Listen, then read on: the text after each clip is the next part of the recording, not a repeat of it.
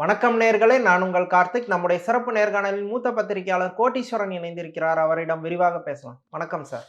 வணக்கம். நேயர்களுக்கு அன்பு வணக்கம். டிடிவி தினகரன் சொல்லும்போது என்ன சொல்றாருன்னா, ஓபிஎஸ் கட்டாயம் இங்க தான் வருவாரு அப்படின்னு நம்பிக்கை இருக்குன்றாரு. ஆனா எடப்பாடிட்ட ஓபிஎஸ், சசிகலாவை பத்தி கேட்கும்போது அந்த விஷயத்தெல்லாம் பேசாதீங்க அப்படிங்கிறாரு. இந்த ஓபிஎஸ் விஷயத்துல இன்னமும் சில காம்ப்ளிகேஷன்ஸ், கன்ஃபியூஷன்ஸ் இருக்குதா? எடப்பாடி பழனிசாமி அவர்களை பொறுத்தவரையிலும் யார் வேணும், யார் வேணான்றதுல தெளிவா இருக்காப்புல. அப்படி ஓபிஎஸ் ஒரு வேளை வராருனாலும் அவர் என்டிஏ கூட்டணியில தான் இணைவார். அவர் ஆசைப்பட்ட மாதிரி ரெட்டலையில் வந்து போட்டி போடுறது, அதிமுகவில் வர்றது ரூல்ட் அவுட்டு.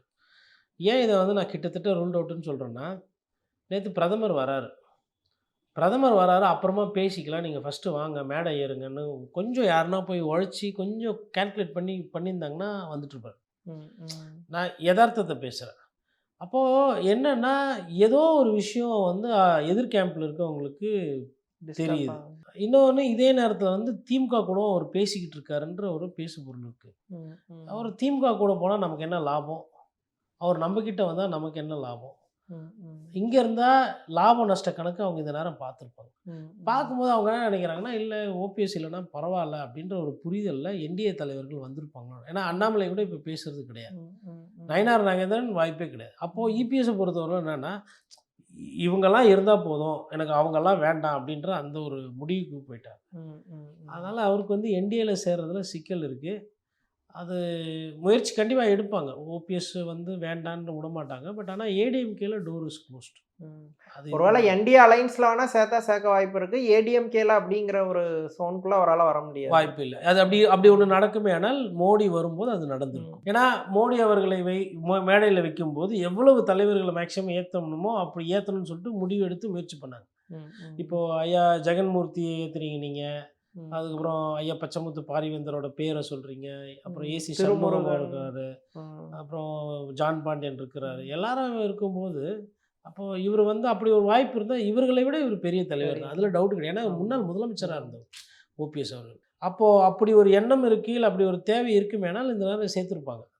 அவங்க வந்து பார்த்துக்கலாம் அப்படின்ற அந்த எண்ணோட்டத்துக்கு போயிட்டாங்களோன்ற ஒரு சந்தேகம். அதனால் அவருமே வந்து திமுக ஆப்ஷன்ஸை எக்ஸ்ப்ளோர் பண்ணார். ஏன்னா அவர்கிட்ட இருக்கவங்க எல்லாமே திமுக தானே போயிருக்காங்க. வைத்தியலிங்கம் திமுக போயிருக்காரு, சுப்புரத்னம் திமுக போயிருக்காரு, மனோஜ் பாண்டியன் திமுக போயிட்டாரு. அப்போ எல்லாரும் திமுக போனால் அப்போ இவரும் திமுக தானே போனோம். அவங்களுக்கு இல்லாத புரிதல் இவருக்கு எங்கே வரப்போகுது? போயிட்டு சிஎம்ங்கிற ஸ்டேச்சர்ல இருந்தவர், ஸோ அவரை உள்ள அகாமடேட் சிஎம்ன்ற ஸ்டேச்சரில் இருந்தவர் பொதுச் செயலாளர் தேர்வில் தோக்கும்போது, இல்லை வந்து பொதுக்குழுவில் தூக்கும்போதோ, இல்லை சிறப்பு குழு அது மாதிரி அந்த உட்கட்சி தேர்தலில் தூக்கும்போது இதில் என்ன இருக்குது? அதெல்லாம் வந்து அரசியல் நம்ம தான் அப்படிலாம் பார்ப்போம். அவங்கெல்லாம் இப்போ செங்கோட்டையன் போயிட்டு விஜய்க்கு வந்து ஹெல்ப் பண்ணலையா?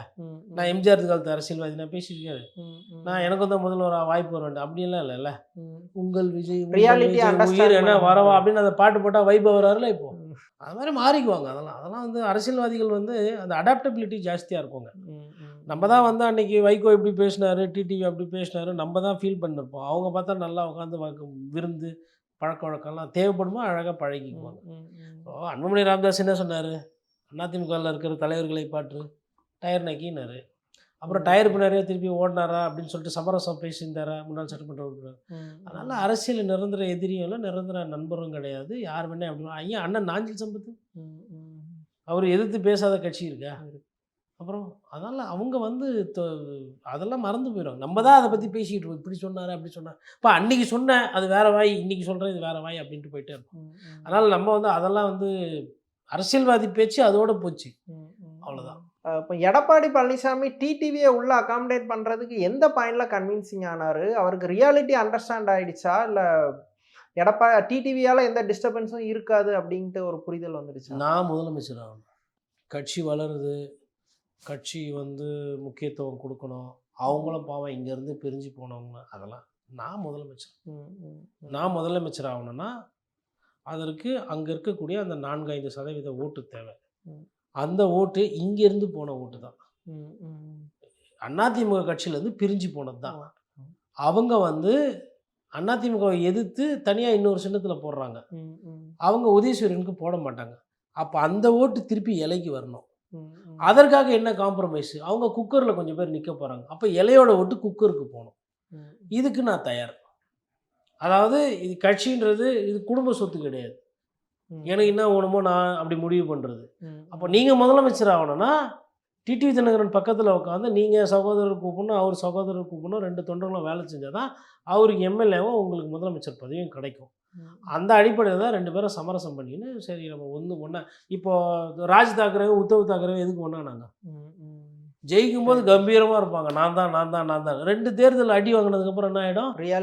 ரியாலிட்டி அண்டர்ஸ்டாண்ட் பண்ணோன்னே ப்ளீஸ் நம்ம சேர்ந்து நிற்போமா, அப்போ தான்ப்பா இது வந்து வேலைக்கு ஆகாது பொழுது நம்ம சேர்ந்து அந்த காமன் எதிரியை நம்ம வீழ்த்திட்டு அதுக்கப்புறம் நம்ம திருப்பி சண்டை போட்டுக்கலாம். அதுதான் இயல்பு.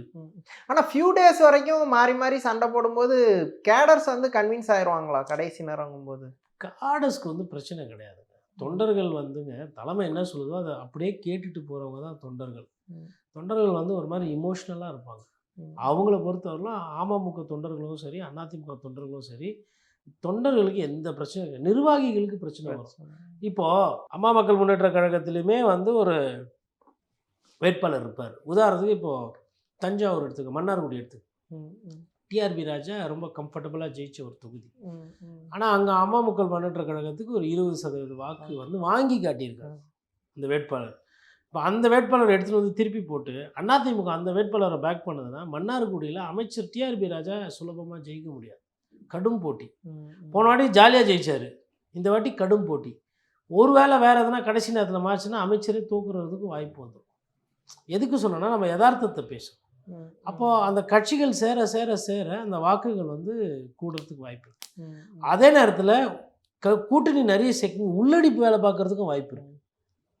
இப்போது அதிமுகவில் இருக்கிறவங்க வந்து அதை மனப்பூர்வமாக சரி நம்மள ஜெயிக்க முடியல, இவங்களுக்கு நம்ம வேலை பார்த்து அவங்களை ஜெயிக்க விடணும் அப்படின்ற அந்த எண்ணம் அவங்களுக்கும் வரணும்.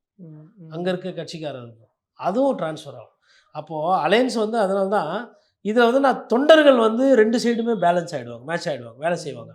நிர்வாகிகள் இருக்காங்கல்ல, அவங்க இந்த குறிப்பாக இந்த தேர்தல் நேரத்தில் பூத்து வேலை அரசியல் பார்க்குறவங்க, மக்களை குஷிப்படுத்துறது, வாக்காளர்களுக்கு ஆசை வார்த்தை சொல்கிறது, இல்லை வாக்காளர்களுக்கு காசு கொடுக்குறது, ஏதோ ஒன்று அந்த வேலைகள் செய்யக்கூடியவர்கள் எதனா வேலை பண்ணாங்கன்னா சிக்கல.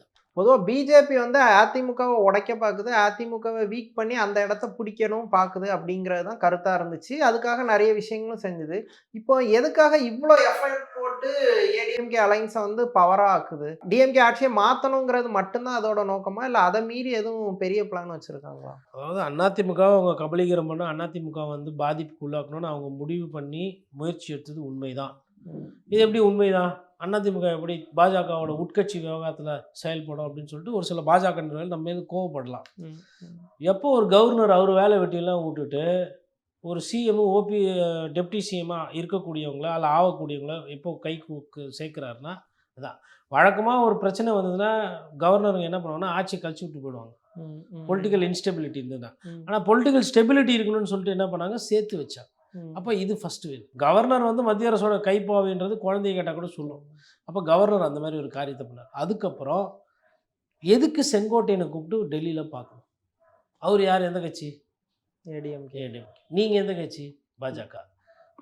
அதிமுகவோட கட்சி நிர்வாகியை கூப்பிட்டு நீங்கள் என்ன பார்த்து என்ன பேசுனீங்க, டிஸ்கஸ் பண்ணிட்டு. அப்போ யாராவது ஒருத்தர் எடப்பாடி பழனிசாமிக்கு எதிராக இல்லை எதனா குரல் கொடுப்பாங்க, இல்லை எதனா பேசினாங்கன்னா அவங்கள என்கரேஜ் பண்ணுறாங்க. அதேமாதிரி அண்ணாமலை அவர்கள் ஒரு நேரத்தில் இபிஎஸ் எதிர்த்து கருத்து வச்ச போது அவரை என்கரேஜ் பண்ணார். இந்த கூட்டணி உடஞ்சிருமே, கூட்டணி விட்டு போயிட்டா என்ன பண்ணுவோம், பாராளுமன்ற தேர்தலுக்கு தேவை அப்படின்றது சிந்தனை இல்லை. ஒரு தேர்தலில் தோற்றவுடனே தான் அவங்க என்ன பண்ணுறாங்க, அடாடா சரி ரைட்டு, நமக்கு வந்து அதிமுக இருந்தால் தான் நமக்கு வந்து ஃப்யூச்சர் தேர்தல், அது சட்டமன்ற தேர்தலும் 2029 தேர்தலும் நமக்கு முக்கியமாக இருக்குன்னு சொல்லிட்டு அதன் அடிப்படையில் வந்து யோசிக்கிறாங்க. அப்புறம் போன வர திருப்பி கூப்பிட்டு, இப்போ என்ன உனக்கு இந்த தம்பி மேலே தானே கோவம், எப்பா இந்த தம்பி போப்பா, இது சேர் வந்து இப்போ நயினார் நீங்கள் வந்து உட்காந்துக்குங்க, தம்பி நம்ம அப்புறமா செஞ்சுக்கலான்னு சொல்லிட்டு அமுச்சு விட்டாங்க. அப்போது அண்ணாமலை அவர்களுக்கு பதவி இழப்பு, நயினாருக்கு புதிய பதவி.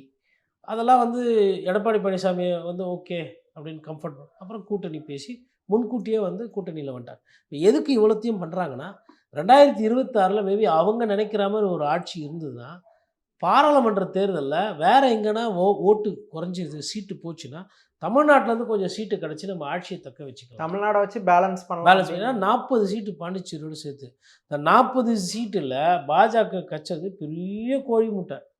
அவ்வளோ சைஸை நீங்கள் திருப்பி அந்த முட்டையை போட்டிங்கன்னா ஆஸ்ட்ரிச் முட்டை மாதிரி பெருசாகிடும். இவ்வளோ பெரிய முட்டையை தூக்கி எங்கே போகிறது?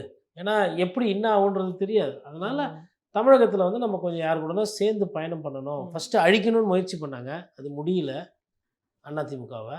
ஏன்னா பிளவுபட்டு தான் இருந்தது. பாஜகவை எதிர்த்து யாருன்னா பேசினா அவருக்கு பதவி போகும். உதாரணத்துக்கு ஐயா கேசி பழனிசாமி என்ன தப்பு பண்ணார்? பிஜேபிக்கு வேறு என்ன பண்ணார்? ஊழல் குற்றச்சாட்டு இருக்கா? இல்லை வந்துட்டு எங்கன்னா வந்துட்டு கஞ்சா செடி வளர்த்து வியாபாரம் பண்ணிகிட்டு இருந்தாரா? இல்லை மக்களுக்கு எதிரான எதனா ஒரு போராட்டத்தை முன்னெடுத்தாரா? என்ன பண்ணார்? பாரதிய ஜனதா கட்சி விமர்சனம் பண்ணார். அந்த ஒரே காரணத்தால் பதவி போச்சு. அதுக்கப்புறம் தொடர் சிக்கல். அப்போது பிஜேபி என்பது நிறைய நேரத்தில் அதிமுக விஷயங்களில் உள்விவகாரத்தை தலையிட்டு இருக்கு. அவங்க ஒத்துக்க மாட்டாங்க. ஆனால் அதுதான் உண்மை. ஆனால் இனிமேல்ட்டு தலையிட்டா கூட்டணியும் வேணாம், ஒன்றும் வேணாம், நான் தனியாக பார்த்துக்கிறேன்ற அந்த ஒன்றும் இல்லைங்க. விஜய் அவர்கள் வந்து அதிமுக கிட்ட முன்கூட்டியே கூட்டணி வந்திருந்தாவே பாஜக வந்து கூட்டணியில் திருப்பி சேர்ந்துருக்க மாட்டாங்க. புத்திசாலித்தனமாக அமித்ஷா வந்து செயல்பட்டு இருக்கிறார். ஃபர்ஸ்டே டோக்கன் அட்வான்ஸை கொடுத்து எடப்பாடி வேற ஆப்ஷனை நோக்கி போகாம அங்கேயே பிளாக் பண்ணுறாப்புல. நான் உங்க கூட தான் இருக்கிறேன், கூட்டணி ப்ளீஸ் அப்படின்ற மாதிரி ஆப்ஷனை கொடுத்து நிப்பாட்டி வச்சு லாக் பண்ணியாச்சு. அப்போ விஜய்க்கு வந்து இது இது என்ன அரசியல்னே புரியாது. அவர் வந்து நம்ம முதலமைச்சராக ஆயிட்டோம், எப்போ பதவி ஏற்புன்ற மாதிரி இருக்கிறாரு சுருச்சிட்டு தலையை. அவரோட எண்ணோட்டம் அப்படி. அதனால் இந்த உள்ள அரசியல் அந்த அந்த ஒரு அரசியல் அந்த தொலைநோக்கு பார்வை அதெல்லாம் வந்து போட்ட ஸ்கெட்சு அப்போ போட்டாச்சு. அப்போ நமக்கு வந்து அதிமுக பொறுத்தவரை கூட்டணின்ற ஒரு விஷயந்தான் கிடைக்கும். தமிழ்நாட்டில் பாரதிய ஜனதா கட்சியோட முதலமைச்சர் உட்கார வைக்கிறதுன்றது வாய்ப்பே இல்லை. ஏன்னா 2016 பேசினாங்க, 2021 பேசினாங்க, 2026 பேசலை. இப்போ வந்து முதல்வர் பிஜேபியிலேருந்து வரும் அப்படின்னு யாருன்னா பேசுவாங்களா? இப்போ பேசினா என்ன ஆகும்? சிக்கல் வரும். ஆனால் இப்போ பேச மாட்டாங்க. அவங்க எதுக்கு அதை பலப்படுத்துகிறாங்கன்னா அவங்களுக்கு அட்லீஸ்ட் டிஎம்கேஸ் வந்து வந்தால் என்ன பண்ண போகுது? திருப்பி 40 ஜெயிக்க பார்ப்பாங்க. ஒருவேளை அதிமுக ஆட்சி வந்ததுன்னா அட்லீஸ்ட் ஒரு 10 சீட்டு இல்லை ஒரு 15 சீட்டு நம்மளால் முடிஞ்சது. கட்சியை பலப்படுத்தலாம், எம்எல்ஏஸ் வருவாங்க, அதை வைத்து கவுன்சிலர் கேட்டு வாங்கலாம். அப்போ கட்சியை கொஞ்சம் பலப்படுத்தி மேபி சீட்டு. அவங்க பாராளுமன்ற தேர்தலுக்கு தான் வந்து தமிழகத்தை வந்து அவங்க வந்து இதெல்லாம் பண்ணுறாங்களே தவிர்த்து சட்டமன்ற தொகுதி தேர்தலுக்கு அவங்களுக்கு அந்த மாதிரி ஒரு எண்ணோட்டம் தான். அது ஏடிஎம்கே டைல்யூட் ஆகி அந்த இடத்த நம்மளால ரீப்ளேஸ் பண்ண முடியாது அப்படிங்கிற ரியாலிட்டியை அண்டர்ஸ்டாண்ட் பண்ணி புரிஞ்சுக்கிட்டாங்க, அந்த உண்மையை புரிஞ்சுக்கிட்டாங்க. ஓகே, சரி, என்டிஏ கூட்டணி தலைமையில் தானே பாராளுமன்ற தேர்தல் நின்னீங்க. உங்களுக்கு உண்டான தேர்தல், உங்களுக்கு சீட்டு எண்ணிக்கை வராமல் நெருக்கடியில் சந்திரபாபு நாயுடும் நிதிஷ்குமார்கிட்டையும் கூட்டணியில் இருக்குது. அதாவது வாக்கு எண்ணிக்கை குறைஞ்சிச்சு, எம்பி நம்பர் குறைஞ்சி போச்சு. அப்படி இருக்கும்போது இது சட்டமன்ற தேர்தல் தான். கிட்டத்தட்ட 20 மாநிலத்துக்கு மேலே நாங்கள் வந்து டபுள் இன்ஜின் நடத்துகிறோம், சர்க்கார் நடத்துகிறோம், அத்தனை நடத்துகிறோம், இத்தனை மத்திரி நடத்துகிறோம். மகாராஷ்டிரத்தில் வந்து ட்ரிபிள் இன்ஜின் ஆகி போச்சு, உள்ளாட்சியிலுமே நாங்கள் உட்காந்துட்டோம் பாம்பேயில் அப்படின்லாம் பேசுகிறீங்க. இப்போ தமிழக அரசியல் எதுக்கு அவ்வளோ சீரியஸாக எடுக்கிறீங்க? எதுக்கு தமிழகத்தில் வந்துட்டு அமித்ஷா வந்து அடிக்கடி வந்து போகிறாரு, பியூஷ் கோயல் 3 நாளாக இங்கேயே டியூட்டி போட்டு வச்சுக்கிறீங்க அவரை? ஏன்னா தமிழகம் வந்து 40 பாராளுமன்ற உறுப்பினர்கள் அப்படி லூஸில் விட முடியாது. அவங்க அடுத்த 5 வருஷம் கழிச்சு திருப்பி மறுபடியும் ஆட்சியில் உட்காரோன்னா தமிழகத்துலேருந்து அவங்களுக்கு கொஞ்சம் எண்ணிக்கை தேவை. அதற்காக தான் அவங்க வந்து இதெல்லாம் பண்ணிக்கிட்டு இருக்காங்களே தவிர்த்து மற்றபடி பாரதிய ஜனதா கட்சி இங்கே வந்து மாநிலத்தில் ஆள்றதுக்கெல்லாம் வாய்ப்பே இல்லைன்றது நம்மளை விட அதிகமாக அவங்களுக்கு தெரியும். மோடி பேசிட்டு டபுள் இன்ஜின் சர்க்கார்னு பேசிட்டு போன உடனே வந்து சிஎம் வந்து ரியாக்ட் பண்ணிட்டாரு, இது டப்பா இன்ஜின் அப்படிங்கிற மாதிரி. ஸோ டிஎம்கே வந்து பிஜேபி எதிர்ப்பு மோடி எதிர்ப்பு அப்படிங்கிற ஆங்கிள்லேயே இந்த எலெக்ஷனை டீல் பண்ணுவாங்களா? மெயினாக அவங்க அதை தான் அப்படி தான் டீல் பண்ணணும்னு நினைப்பாங்க. காரணம்னா அவங்களுக்கு அதுதான் அவங்களுக்கு பலனை தரும். கடந்த அரசியல் காலத்தில் கடந்த தேர்தலில் பலனை கொடுத்துருக்கு.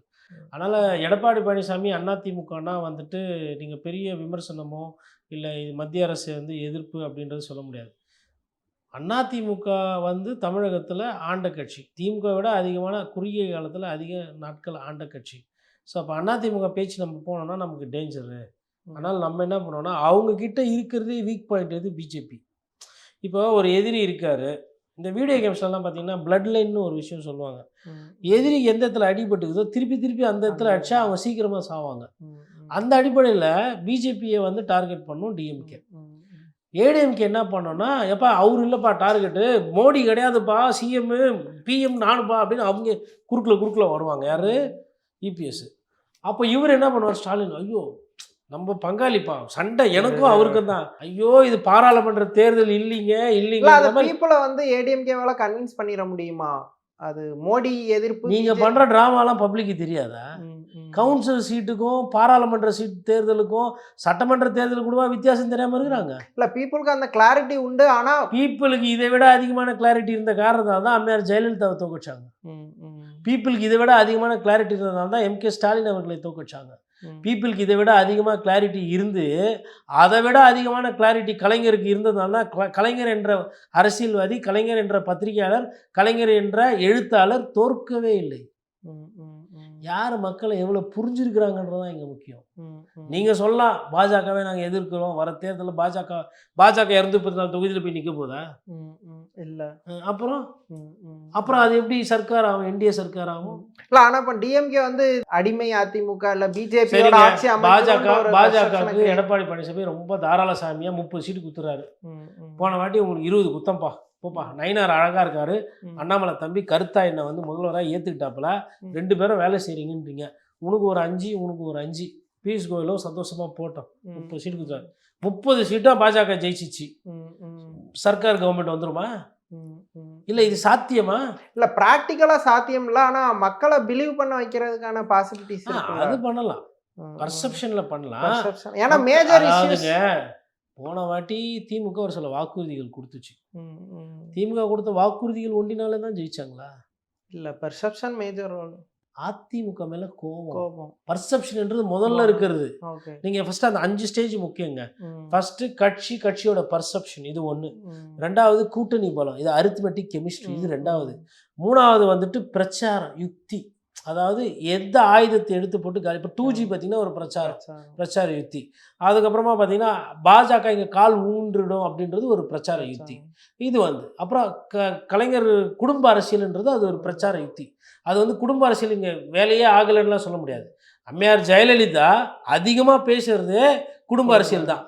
அதை பேசி தான் அவங்க ஆட்சி காலத்தில் உட்காந்தாங்க. அப்புறம் ஊழல், இதெல்லாம் வந்து பிரச்சாரத்தில் 3 ஆயிடுச்சுல. 4வது உங்களுக்கு அந்த தேர்தல் நேரத்தில் அந்த செய்யக்கூடிய அந்த தேர்தல் வேலைகள். அதாவது இவ்வளோலாம் சொல்லிட்டேன், தொகுதியாக போயிட்டேன், பஸ்ஸில் போயிட்டேன், நடந்து போயிட்டேன், வணக்கம் வச்சிட்டேன். ஆனாலும் பூத்தில் உட்கார்ற ஆள் முக்கியம். பூத்துக்கு ஆளுங்களை வர வைக்கணும். அது ஆட்டோ அனுப்புறது வீட்டுக்கு, அவங்க அவங்களுக்கு என்ன தேவையோ அதை பூர்த்தி செய்யுது. அவங்க எதனா கேட்டாங்கன்னா அவங்கக்கிட்ட இஷ்டப்படி நடந்துக்கிறது வாக்காளர். இந்த மாதிரி வேலைகள்லாம் இருக்குது. இதெல்லாம் வச்சு தான் வந்து ஒரு தேர்தலை வந்து வெற்றி பெற முடியும். நீங்கள் வந்து வெறும் பர்செப்ஷனை வச்சுக்கிட்டே எல்லாம் ஜெயிக்க முடியும். வெறும் பர்செப்ஷனை வச்சுட்டு ஜெயிக்க முடியாது. வெறும் கேம்பெயினை வச்சே ஜெயிக்க முடியாது. வெறும் கேம்பெயினை வச்சு ஜெயிச்சோன்னா சீமான் அண்ணன் என்றைக்கும் வந்து முதலமைச்சர். கேம்பெயினில் அவர் தான் ஸ்டாரு. செலவே பண்ணாமல் 5000 பேரை கூட்டி வச்சு அரை மணி நேரம் நிற்க வைக்கிற ஒரு கெப்பாசிட்டி இன்றைக்கி தமிழ்நாட்டில் இருக்குன்னா அது சீமானுக்கு தான் இருக்குது. விஜய் அவர்களால் கூட அரை மணி நேரம் நிற்க வைக்க முடியாது. விஜய்க்காக 6 மணி நேரம் காத்திருப்பாங்க. விஜய் வந்ததுக்கப்புறம் வந்த உடனே போட்டு எடுத்துட்டு செல்ஃபிக்குள்ள பாட்டு போட்டு டான்ஸ் ஆகிட்டு போயிடுவாங்க. 2த்துக்கு வித்தியாசம். அப்போ அது மாசு. சரி, மாசு ஜெயிச்சிருமோ அப்படின்னா எனக்கு தெரிஞ்சு இல்லை. தேர்தல் முடிஞ்சு நானே இங்கே தான் இருக்க போகிறேன். சரி, இவர் பிரச்சாரம் பயங்கரமாக பண்ணுவார், ரைட்டு. சரி, திமுக பிரம்மாண்டமான கூட்டணி வச்சுருக்கு. சரி, பிரம்மாண்டமான கூட்டணி வச்சுருந்தோம், மனோஜ் பாண்டியன் வந்தால் சேர்த்துக்கிறீங்க, சுப்புரத்னம் ஐயா வந்தால் சேர்த்துக்கிறீங்க, அதுக்கப்புறமா வந்து ஒருத்தநாட்டிலேருந்து வைத்தியலிங்கம் வந்தால் சேர்த்துக்கிறீங்க. நாளைக்கு மல்லை சத்தியா பிரிஞ்சு போயிட்டார், யாருக்கிட்டேருந்து, வைகோ கிட்டேருந்து. மல்லை சத்தியா பிரிஞ்சு போய் வந்தாலும் திருப்பி சேர்த்துவார். பரவாயில்லப்பா, நம்ம திமுகலேருந்து மதிமுக போச்சு, மதிமுகலேருந்து நீ பிரிஞ்ச இருந்தாலும் பரவாயில்ல, நீ ஒரு தொகுதியில் ஜெயிக்கிற வெற்றி வாய்ப்பு இருக்கு, நீயே வந்துக்கப்பா. அப்படி இருக்குது. எதுக்கு இதெல்லாம் பண்ணணும்? ரொம்ப கான்ஃபிடென்ட்டாக தைரியமாக இருந்தால் எதுக்கு இதை பண்ணணும்? எலெக்ஷன் வெற்றி மல்டி ஃபேக்டரை உள்ளடக்கி, மல்டி ஃபேக்டரி மைக்ரோ லெவலில் போகும். நான் அமைச்சர், நான் எதுக்கு, நான் 10க்குனே ஜெயித்தேன். போன வாட்டி 30,000 ஓட்டில் ஜெயித்தேன். போன வாட்டி என் கட்சிக்காரங்க வந்து 1000 ரூபாய் கொடுத்தாங்க. இந்த வாட்டி எதுக்கு இவ்வளோலாம் செலவு பண்ணணும்? 500 ரூபா தான் கொடுப்பேன்னு நினச்சா அவுட்டு. எடுத்துக்காட்டு இது மாதிரி நடந்துருக்குது ஒரு சில தொகுதிகளில். அது மாதிரிலாம் நினச்சாங்க அப்படின்னா இது நான், அதாவது என்னங்க இவர் இப்படி ஓப்பனாக பேசுகிறேன், இது மண்ணில் இருக்கிறது தான் நான் பேசுகிறேன். இப்போ நான் பேசினதுனால நான் தப்பா, இல்லை அதை ஆதரவு கொடுக்குறவங்க அவங்க தப்பா? டிடிவி தினகரன், ஆர்கே நகரன் என்ன இருந்துச்சு? திருமங்கலம் பை எலெக்ஷன் ஒரு புதுசாக ஒரு மாடல் கொண்டு வந்தீங்களே, அதுக்கப்புறம் ஈரோடில் பட்டியை வச்சு படம் போட்டு காட்டிங்களே, இது என்ன மாடலு? இதெல்லாம் இருக்கிறது தானே. அதனால் இதெல்லாம் ஏன் பண்ணுறாங்க? தோத்துருவோன்ற பயம், அதை விட மக்கள் மேலே இருக்கிற பயம். எனக்கு உள்ளபடியே அதில் தான் அவ்வளோ சந்தோஷம், ஆனந்தம். மக்களை பார்த்து அரசியல்வாதிகள் பயப்படும் போது அப்படி ஒரு சந்தோஷம். எலெக்ஷன் டைமில் கரெக்டு. கூட்டணி பலமாக தான். சரி, அப்புறம் இப்போ ஜிஓ வருது. போன பொங்கலுக்கு 3000 ரூபாய் வரலையே, இப்போ வருது.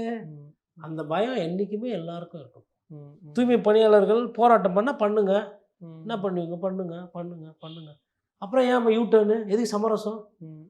பத்திரிகையாளர்லாம் திட்டிட்டு போனார்ல ஐயா சேகர் பாபு, அப்புறம் இப்போ அதே கோவம், அதே நெஞ்சு தைரியம் அப்படியே நிற்கணும்ல, அப்படியே இப்படி புருஸ்லி மாதிரி இப்படி நின்று அப்படியே தானே நிற்கணும்.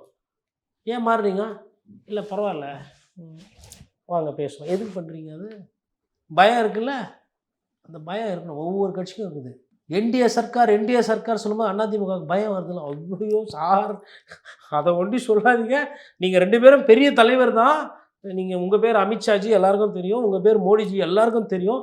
ஆனால் நீங்கள் இங்கே வராதிங்க. நீங்கள் வந்தால் அது நீங்கள் பெரிய தலைவர். ஆனால் இங்கே இல்லை, இங்கே நானே பார்த்துக்கிறேன். கேஜி போல நான் ஆஜா நீ இங்கே அங்கேயே இருங்க டெல்லியில், ஜெயிச்சதா அதுக்கப்புறமா ஜெயிச்சா வந்து பார்த்துக்கிறோம்.